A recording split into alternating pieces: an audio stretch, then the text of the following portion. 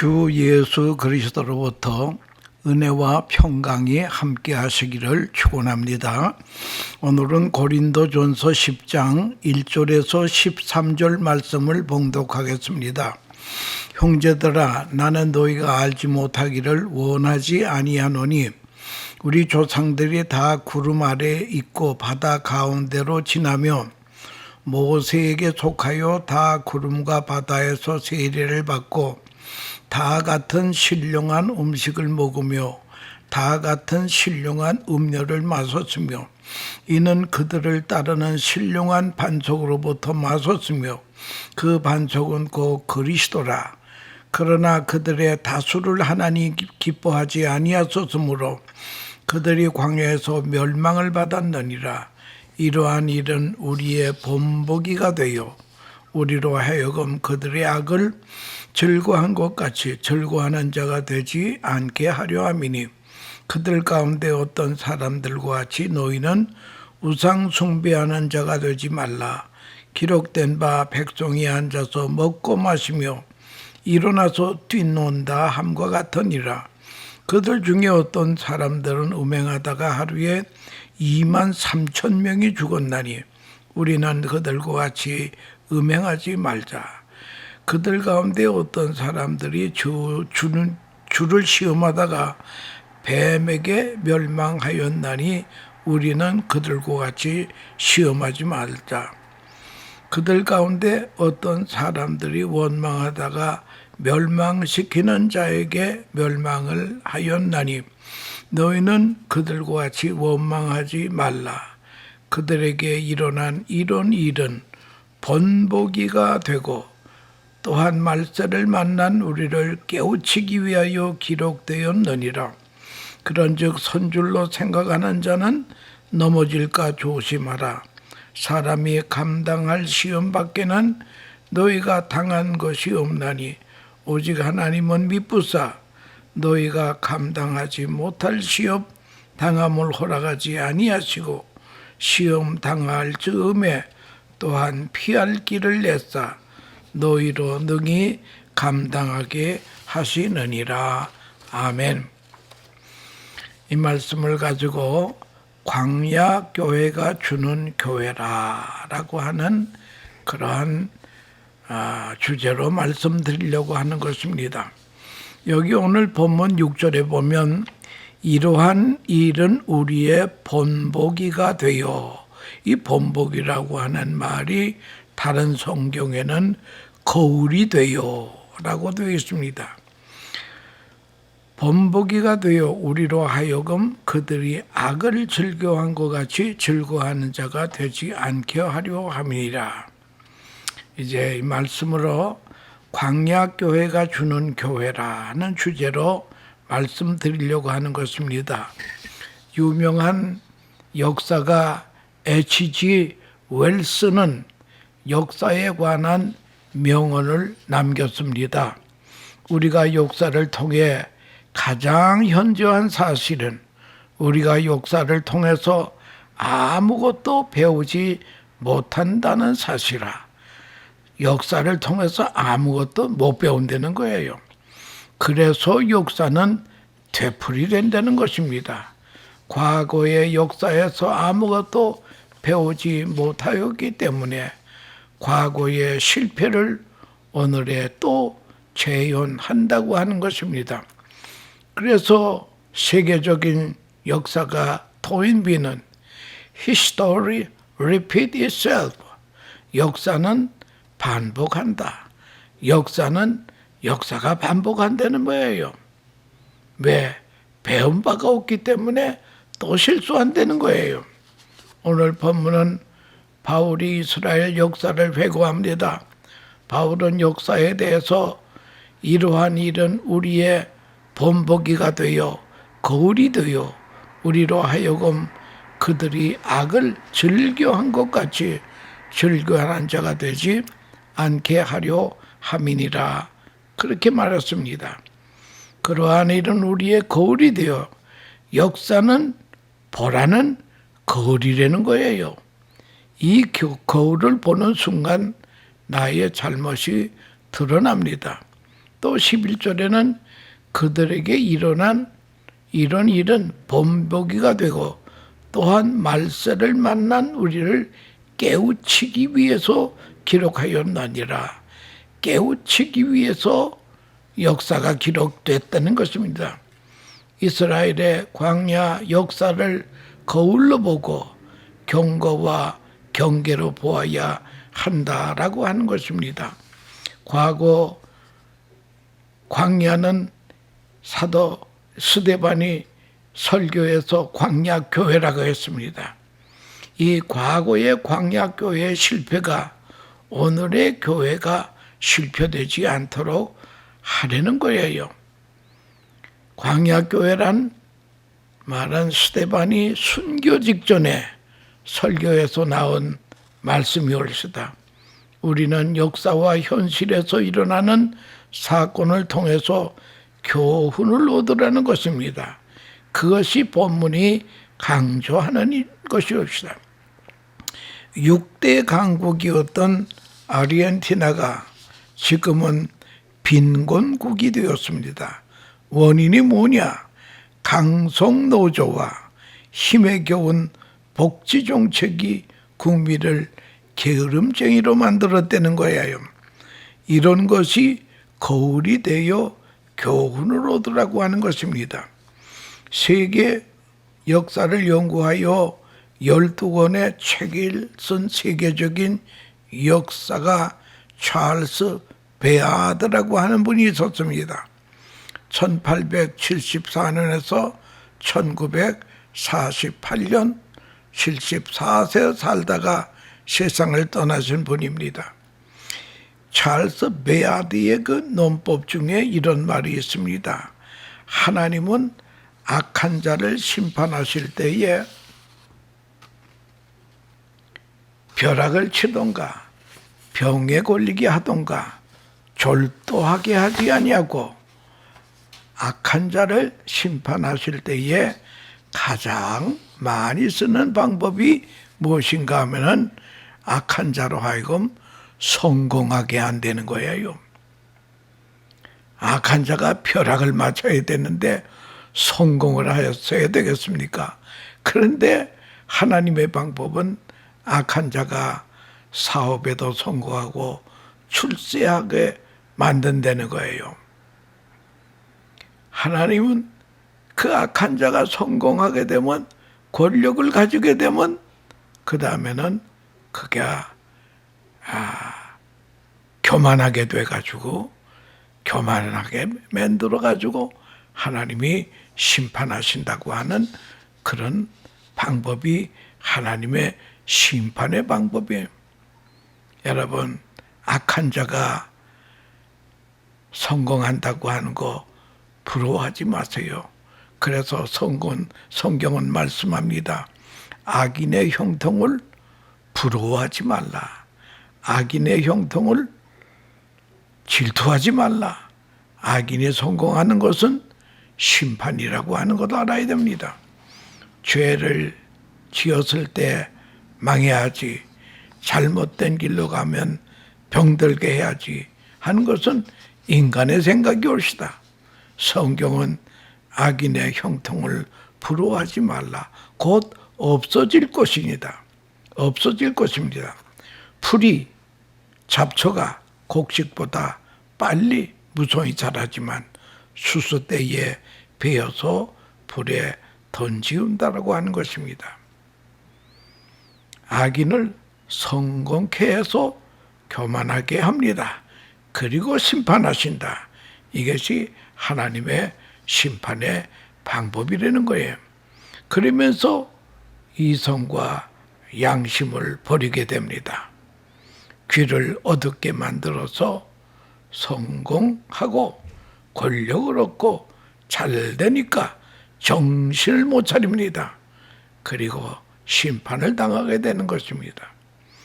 그리고 하나님은 악한 자를 심판할 때에 선한 자를 통해 악한 자를 심판하는 일은 거의 없습니다.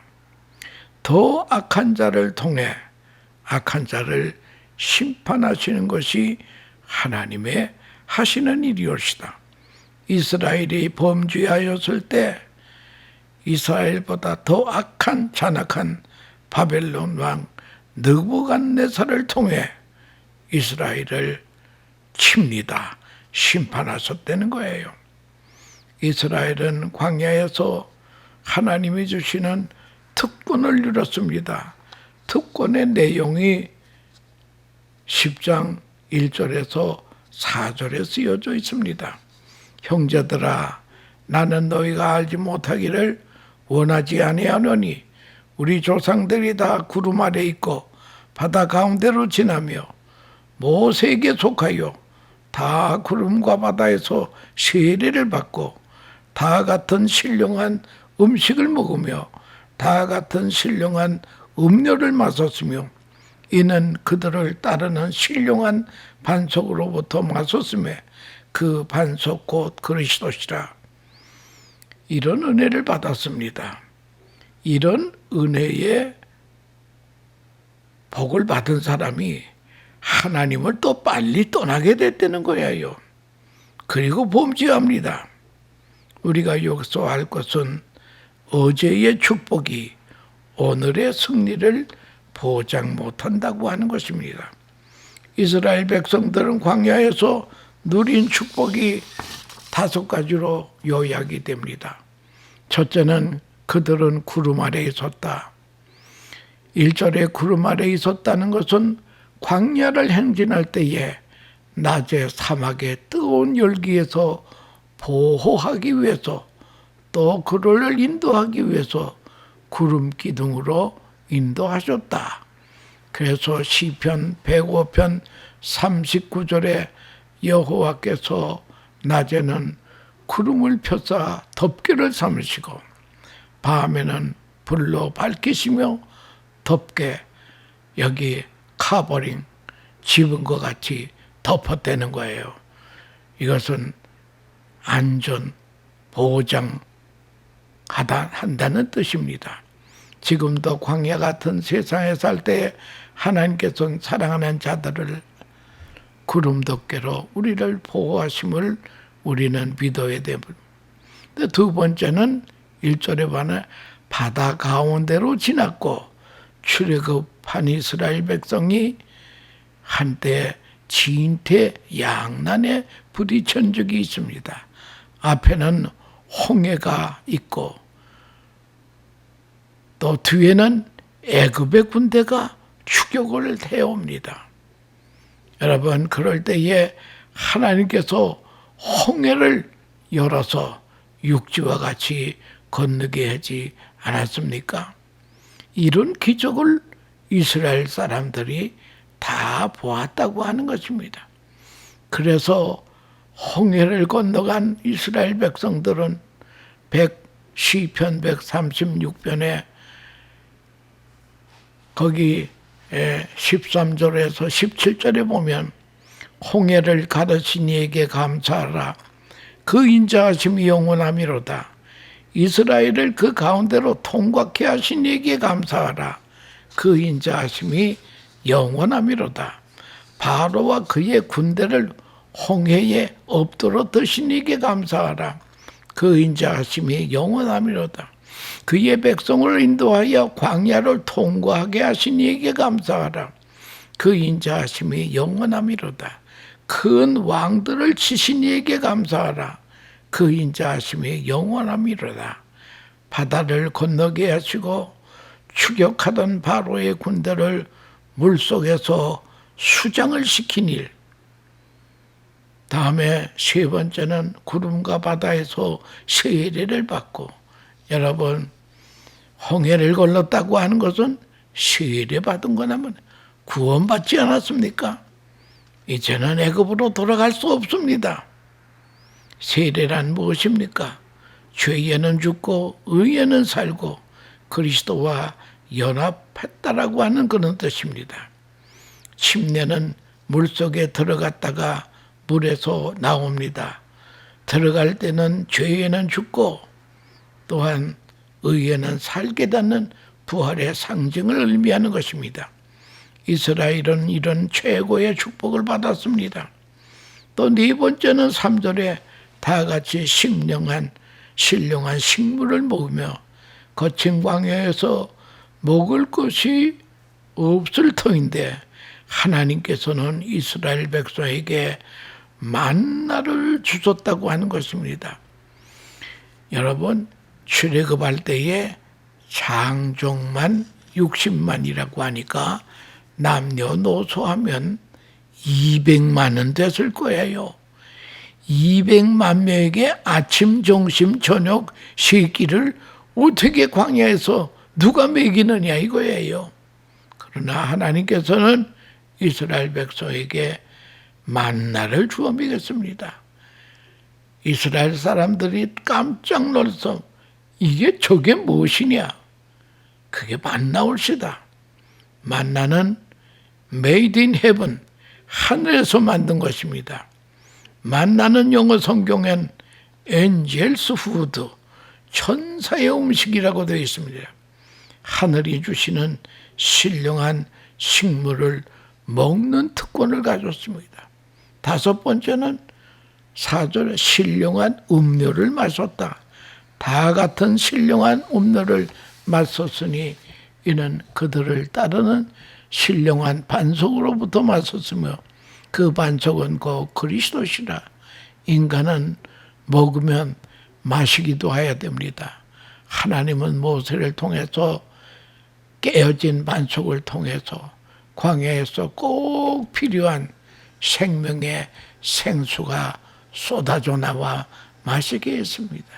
구원의 생수는 깨어진 반석에서 나왔다고 하는 거죠. 모세가 바위를 치니 바위가 깨지면서 깨진 사이에서 물이 콸콸 흘러나와 그 많은 백성들과 많은 짐승들이 다 마실 수 있었다고 하는 그런 것입니다. 여기서 반석은 그리스도의 몸이라고 사도 바울은 말합니다. 깨어진 예수님, 십자가에 못 박혀 그 몸이 깨어지신 그 반석을 통해서 흘러나오는 그 보혈로 나와 여러분들이 살게 되었다고 하는 것입니다. 하나님은 모세에게 호렙산으로 가라. 그리고 네 지팡이로 반석을 치라. 원망 불평하던 이스라엘이 맞아야 되는데 우리 대신 예수 그리스도께서 반석은 예수님이신데 예수님이 맞아주셨습니다. 이것이 바로 이사야 53장의 예언이라고 하는 것입니다. 그가 찔림은 우리의 허물을 인하며 그가 상함은 우리의 죄악을 인하며 그가 징계를 받음으로 우리가 평화를 누리고 그가 채찍에 맞음으로 우리가 나음을 얻었느니라. 주님의 죽으심을 통해 우리의 구원이 이루어졌다라고 하는 것입니다. 이런 역사의 특권을 누렸습니다. 5절은 그러나 그들의 다수를 하나님이 기뻐하지 아니하셨으므로 그들이 광야에서 멸망을 받았느니라. 그러나로 시작하고 있습니다. 하나님께서 기뻐하시지 않는 다수가 있었다는 거예요. 광야에서 원망 불평하던 사람들, 우리가 차라리 광야에서 죽었으면 죽을 뻔하였도다 하던 그 사람들 광야에서 다 죽고 맙니다. 20세 이상으로는 여호수아 갈렙을 빼놓고는 다 광야의 시체로 끝나고 말았다. 이제 이민 2세들이 거기서 광야에서 난 세대들이 가나안 땅을 정복하게 된다라고 하는 그것을 알아야 될 것입니다. 여러분, 구원이 이 가나안을 구원의 상징으로 생각하지는 마세요. 하나님께서 예비하신 우리가 누릴 축복의 상징으로 생각해야 됩니다. 만약 가나안 땅에 들어가는 게 구원이라면 모세가 못 들어가지 않았습니까? 그 모세도 구원 못 받았다고 하는 그런 말이 되지 않겠습니까? 그래서 여러분, 가나안은 우리 성도들이 받을 축복의 상징이라고 하는 것입니다. 그럼 이스라엘 사람들은 이제 여기 보면 5가지의 은혜를 광야에서 받았습니다. 특권을 누리는 이스라엘이 그런데 범죄합니다. 6절 이하에 보면 범죄의 교훈이 있습니다. 이러한 일은 우리의 본보기가 되어 거울이 되어 우리로 하여금 그들의 악을 즐겨한 것 같이 즐겨하는 자가 되지 않게 하려 함이니, 우리는 이 역사적인 사건을 통해서 교훈을 얻어야 됩니다. 왜 사람들은 범죄하였는가? 즐거움 때문에. 죄가 아름답고 즐거워 보인다는 거예요. 그러니 즐거움은 마귀의 미끼라고 하는 것을 알아야 됩니다. 이 미끼 때문에 사람이 죄악 속으로 들어간다라고 하는 것입니다. 하나님의 백성들이 빠져 들어간 대표적인 것이 4가지가 있는데, 이들은 첫째, 우상 숭배. 그런 은혜를 받고도 우상을 숭배했다는 거예요. 7절에 보면 그들 가운데 어떤 사람들과 같이 너희는 우상 숭배하는 자가 되지 말라. 기록된 바 백성이 앉아서 먹고 마시고 일어나 뛰는다 함과 같으니라. 모세가 시내산에 올라간 동안에 이스라엘 백성은 금송아지를 만들어서 눈에 안 보이는 하나님보다 눈에 보이는 금송아지를 만들어 우리를 애굽에서 인도하는 신이라 하면서 금손지 앞에서 뛰놀고 춤추고 섬기고 야단했습니다. 여러분, 금송아지의 유혹을 지금 우리에게 매력으로 따르고 있습니다.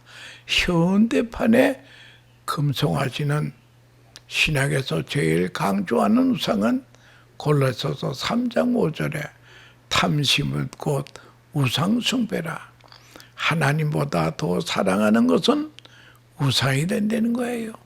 자식이 아무리 귀해도 하나님보다 자식을 더 사랑하면 자식이 그만 우상이 된다는 거예요. 내가 돈은 필요한 것이지만 돈을 너무 하나님보다 더 사랑하면 그것이 탐심은 곧 우상 숭배라고 했습니다.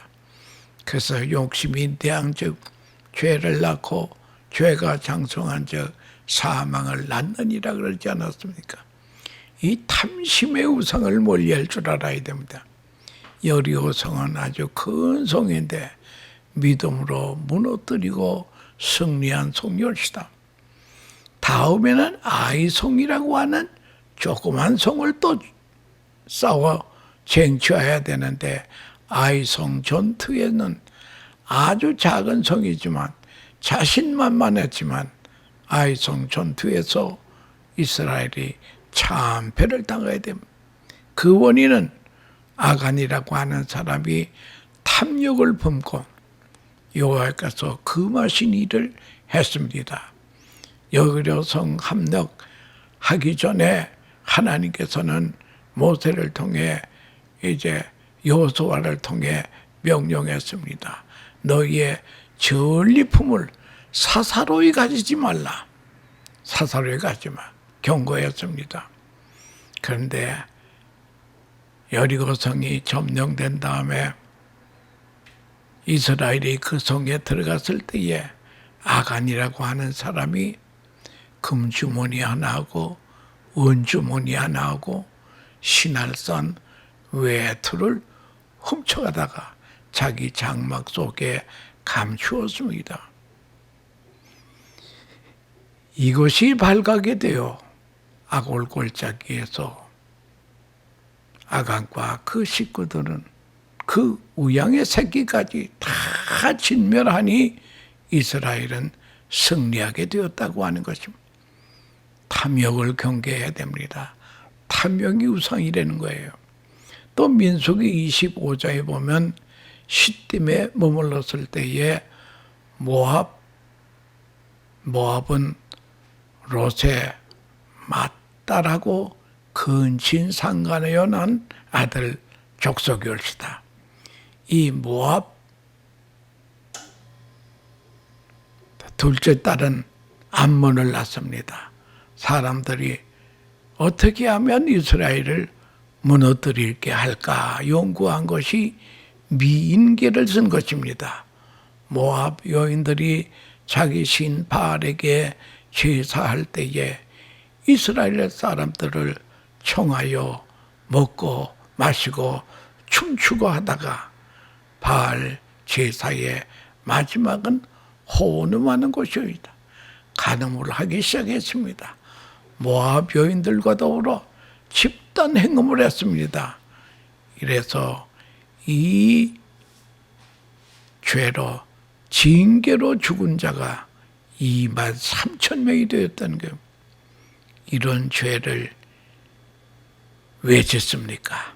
교만이 들어올 때에 영적인 만족이 없을 때에 영적인 긴장이 풀려질 때에 다른 재미를 찾다가 범죄하게 된다는 거예요. 즐거움에 미끼에 먹었다가 결국 간음하고 심판을 받았다. 이런 것이 다 우리의 거울이 되라고 하는 것입니다. 그러므로 저들과 같이 간음하지 말라 그랬습니다. 또 세 번째는 주를 시험했다고 그랬습니다.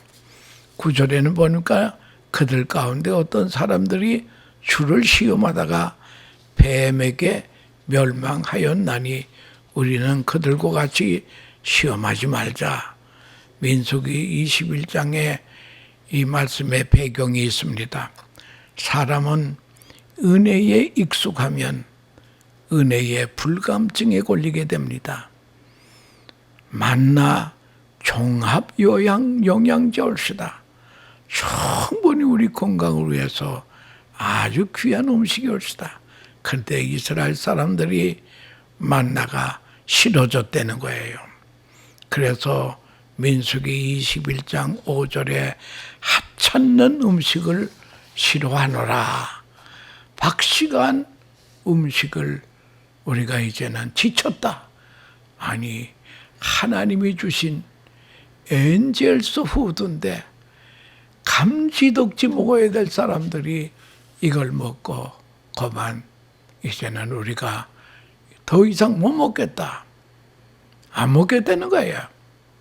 그러면 하나님께서 다른 대안으로 하나님이 주실 줄 알았는데 하나님이 대안으로 다른 걸 주신 것이 아니라 불뱀을 보내줬습니다. 민수기 21장 6절에 여호와께서 불뱀을 백성 중에 보내요. 백성을 물게 하심으로 이스라엘 백성들이 죽은 자가 많은지라. 시편 78편 17절 18절에 그들은 계속해서 하나님께 범죄하여 메마른 땅에서 지존자를 배반하였더라.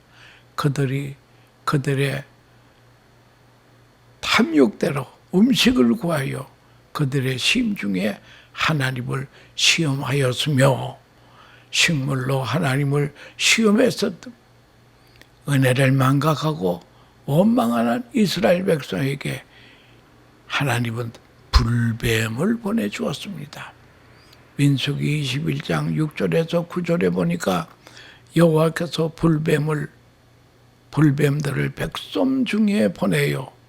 백성을 물게 하심으로 이스라엘 백성 중에 죽은 자가 많은지라. 백성이 모세에게 이르러 말하되 우리가 여호와와 당신을 향하여 원망함으로 범죄하였사오니 여호와께 기도하여 이 뱀들을 우리에게서 떠나가게 하옵소서. 모세가 백성을 위하여 기도하며 여호와께서 모세에게 이르시되 불뱀을 만들어 장대 위에 매달아라. 물린 자마다 그것을 보면 살리라. 모세가 놋뱀을 만들어 높은 장대 위에 달았습니다. 뱀에게 물린 자는 놋뱀을 쳐다보아라. 그러면 살게 되리라. 그래서 뱀에 물린 자마다 몸이 불덩어리가 되어도 그래도 불편한 몸을 이끌고 나와 그 놋뱀을 보는 순간 병이 싹 났습니다.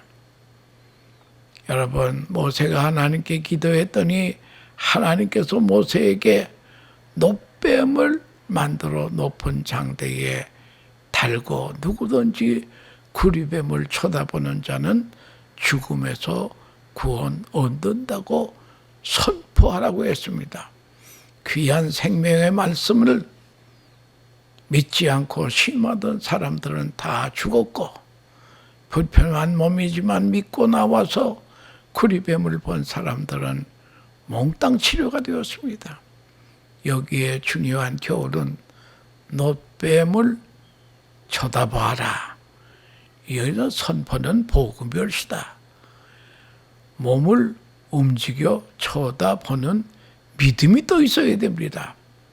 복음이 복음되기 위해서는 복음을 듣고 믿어야 안 되는 거예요.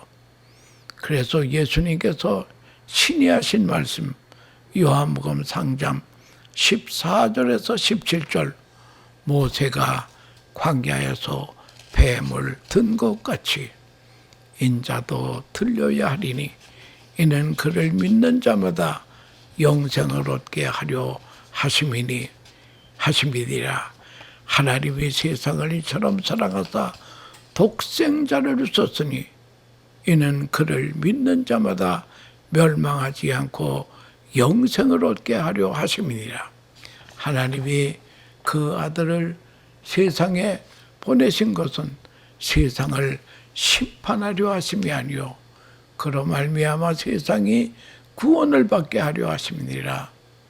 이 사건은 우리에게 주신 큰 교훈입니다. 오늘날도 죄로 인하여 사망과 저주에 병든 자들 다 나와서 높이 달리신 주님의 십자가를 보라.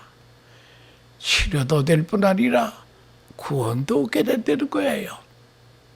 그리고 이스라엘이 광야에서 범한 죄가 이들은 원망 불평했습니다. 18절에 그들 가운데 어떤 사람들이 원망하다가 멸망시키는 자에게 멸망하였나니 너희는 그들과 같이 원망하지 말라. 이스라엘이 광야 요정의 역사는 원망의 역사입니다. 민수기 11장에는 먹을 것이라고는 만나밖에 없다고 원망 불평합니다. 12장에서는 지도자를 원망했습니다.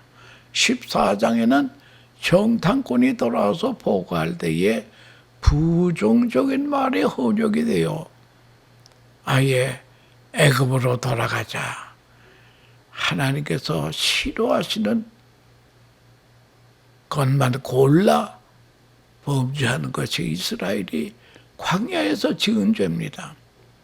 여러분, 하나님이 싫어하시는 것이 원망입니다.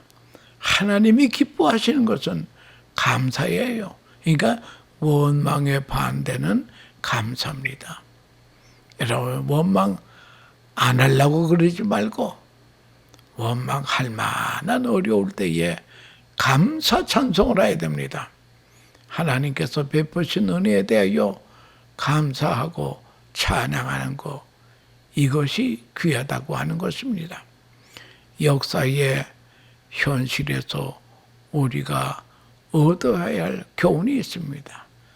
교만과 불신앙과 탐욕은 모든 죄의 뿌리가 되는 것을 명심해야 된다라고 하는 것을 알아야 될 것입니다. 역사가 비하드는 세계의 역사는 전쟁 역사인데 전쟁하는 원인은 무엇인가니 두 가지입니다. 하나는 교만과 하는 탐심 때문에 전쟁이 일어난다라고 하는 것입니다. 여러분, 죄도 죄의 뿌리가 되는 죄가 있는데 교만과 불신앙과 탐욕을 경계해야 될 것입니다. 모세가 가나안 땅에 들어가기 전에 백성에게 두 개의 산을 소개합니다. 하나는 초목이 무성한 그리심 산이고 또 하나는 황망한 별고승이 에발산이 올시다.